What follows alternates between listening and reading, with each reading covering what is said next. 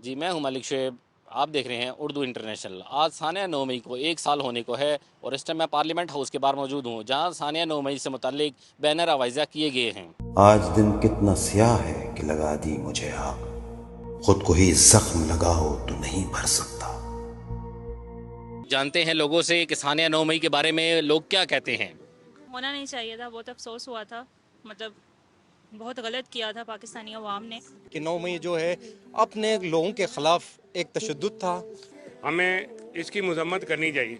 हमें ये इस किस्म के मामलात नहीं करने चाहिए। दोबारा आप कहते हैं दोबारा इस किस्म के वाक़यात भी होने नहीं चाहिए, क्योंकि ये हमारे एहसास से हैं। अगर हम अपने एहसासों को खुद ही नुकसान पहुंचाना कर देंगे तो जो हमारा अज़ली दुश्मन है वो तो बिल्कुल आराम से आ जाएगा और उसको नुकसान पहुंचाना शुरू कर देगा। सबसे ज्यादा प्यारे बेटे माओ को, किसको बेटों से भी ज्यादा प्यार किया।